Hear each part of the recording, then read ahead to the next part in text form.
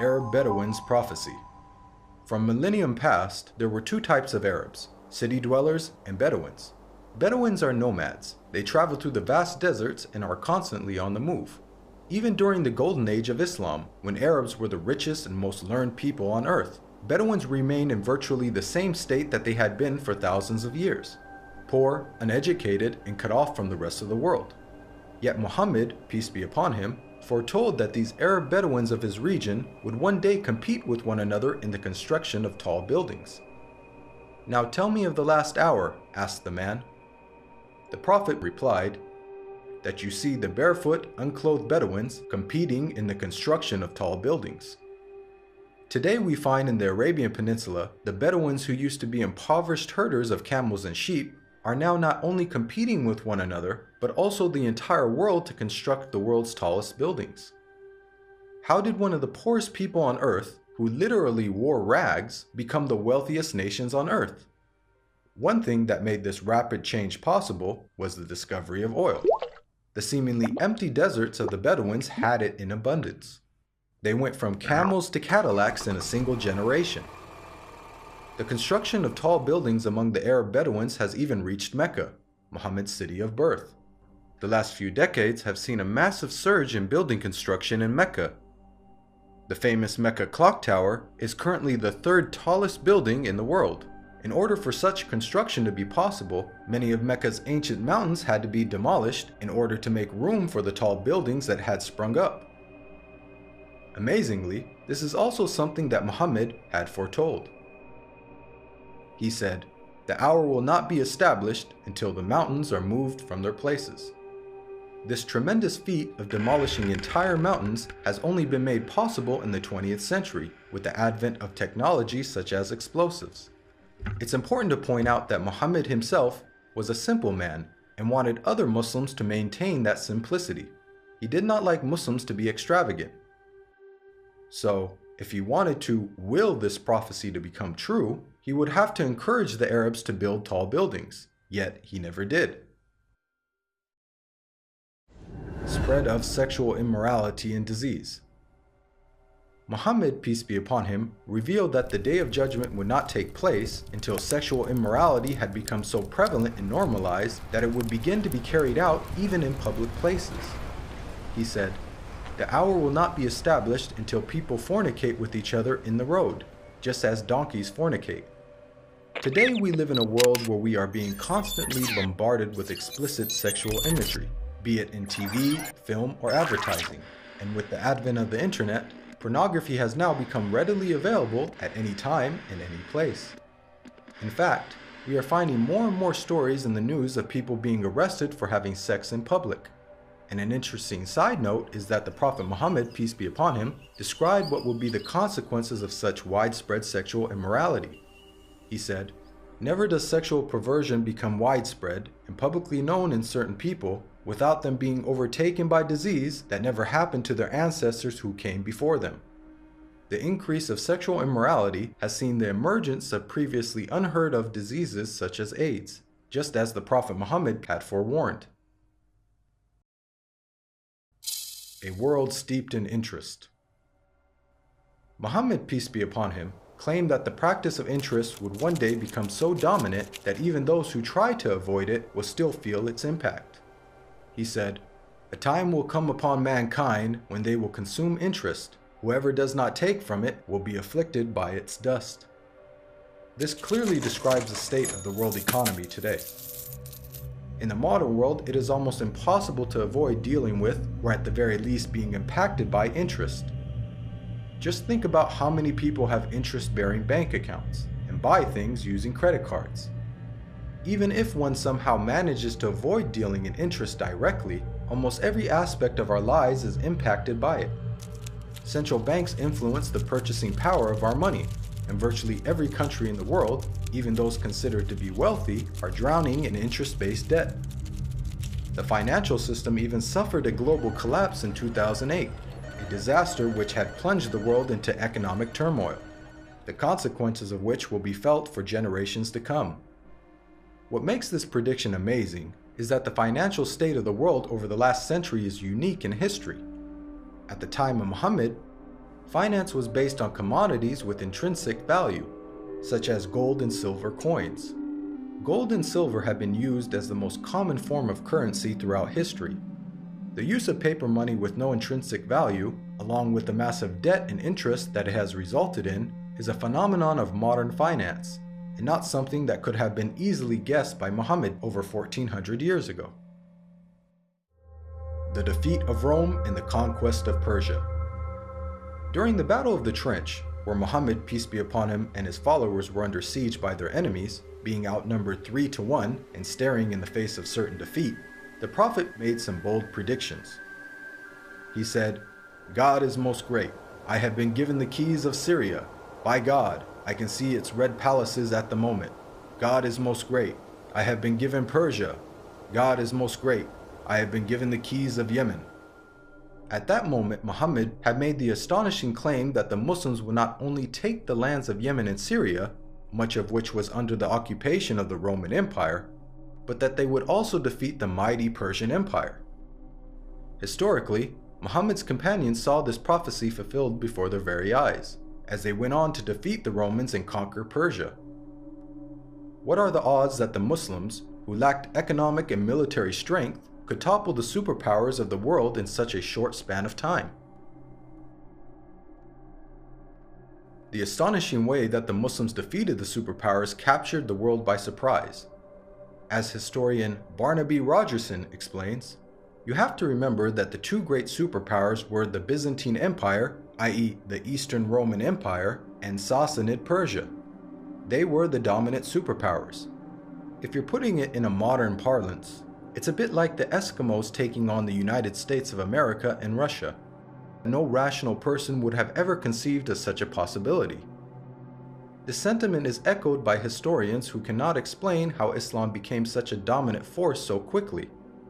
Professor of Byzantine Studies, Andrew Louth, wrote, "The speed with which the eastern provinces of the Byzantine Empire succumbed to the Arabs remains to be explained by historians." Prevalence of writing. Many of us take for granted the ability to read and write, and the abundance of books that are available in the modern age. However, for the people of the past, illiteracy was the norm, and books were very scarce. Muhammad, peace be upon him, was born into a society in which very few people could read or write. It is estimated that the number of people who were literate in his locality of Western Saudi Arabia did not exceed 17. Muhammad himself could not read or write. Against this backdrop, the Prophet Muhammad made the prediction that writing will one day become widespread among mankind. He said, "Ahead of the hour, the pen will prevail." The Arabic word used for pen here is qalam, which also carries the wider meaning of writing. This perfectly describes our world today, in which it is the norm for people to read and write, and there is an abundance of books, newspapers, and magazines. This has only been made possible thanks to 15th century technological advances, such as printing that took place over 800 years after Muhammad's prophecy. And with the advent of the internet, writing is spreading even more. Anybody with a computer or smartphone now has access to millions of books with just the click of a finger. It's quite powerful that Muhammad, who could neither read nor write, prophesied the spread of reading and writing. The greening of Arabia's deserts. The Prophet Muhammad, peace be upon him, made a bold prediction about the future state of Arabia. He said, "The hour will not begin until the land of the Arabs once again become meadows and rivers." This narration anticipated the greening of Arabia's extensive dry desert environment.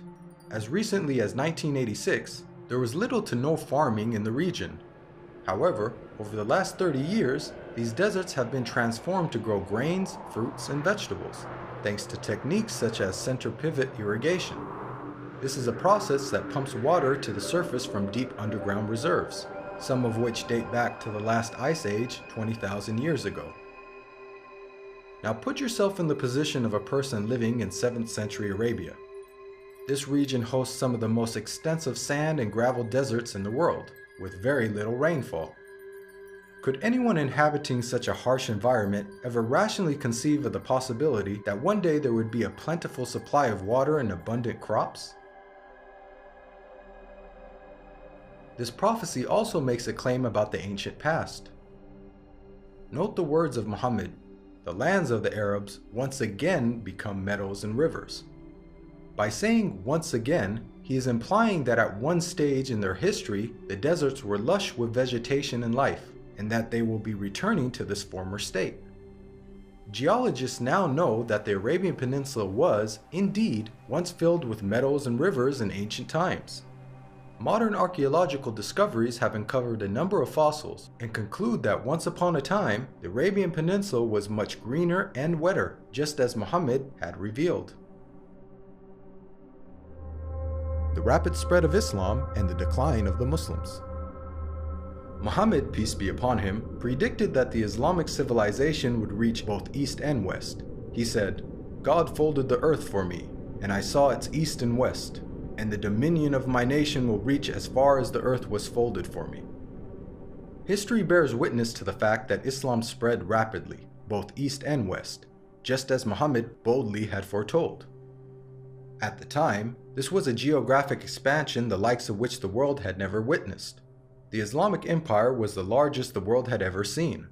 The Prophet Muhammad not only informed us about the spectacular rise of the Muslims, he also foretold their decline. He said, "The nations will call each other and set upon you, just as diners set upon food." Someone then asked, "Will it be because of our small number that day?" The Prophet Muhammad replied, "Rather, on that day you will be many, but you will be like the foam on the river." Here we can see that Muhammad prophesied the dire circumstances in which the Muslims would find themselves. He explained that a day would come in which the Muslims would be large in number, but in such a state of weakness that other nations would invite one another to set upon them. The analogy of Muslims being eaten as a meal was given, which emphasizes just how helpless they would become. This prediction accurately describes the radical turn of events that took place in the Muslim world in the 19th and 20th century. Prior to this, the Muslim lands had grown to become some of the most powerful in the world. From the time of the death of Muhammad until the 19th century, the Muslims were economically, politically, militarily, and technologically far ahead of most of the world. Then the unthinkable happened. Nearly all the Muslim world was occupied, colonized, and militarily defeated by non-Muslim nations. Russia had annexed the Caucasus. France controlled Algeria, Morocco, and Tunisia.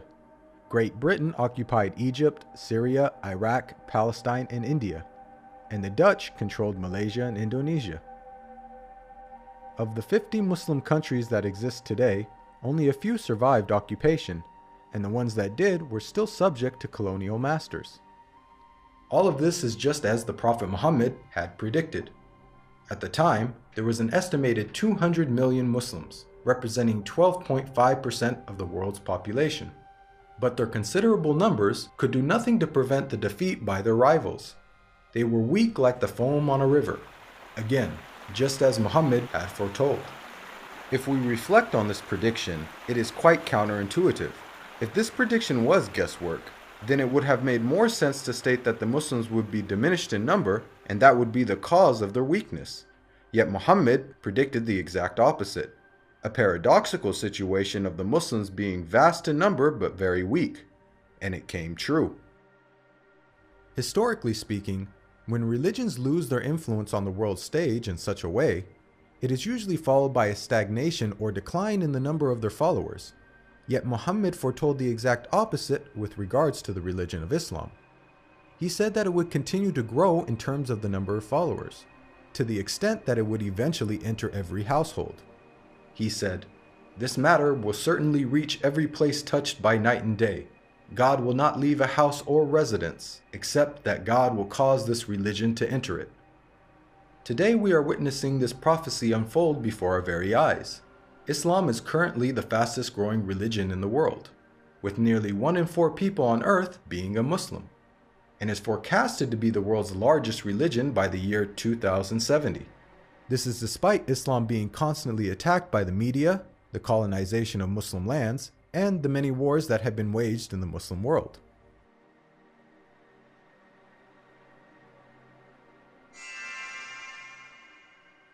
Even the name Muhammad has prophetic implications. It's an Arabic word that means the praised one. The Quran states how Muhammad's remembrance will be raised. We elevated your mention for you. Since this verse was revealed over 1400 years ago, the Prophet Muhammad, peace be upon him, has been the most praised person in history. Today, not a second goes by without a minaret somewhere in the world publicly proclaiming the time for prayer and saying, أشهد أن محمدًا رسول الله.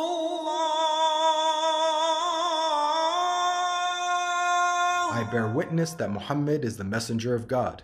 أشهد أن محمدًا رسول الله.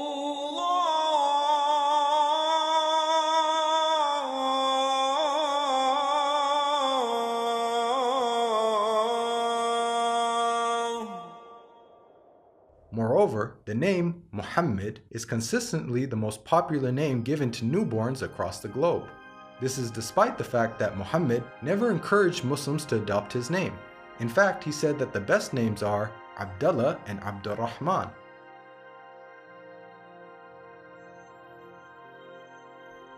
Now, we've analyzed a number of the Prophet Muhammad's prophecies, which were made over 1400 years ago, and have seen how he has accurately foretold many things.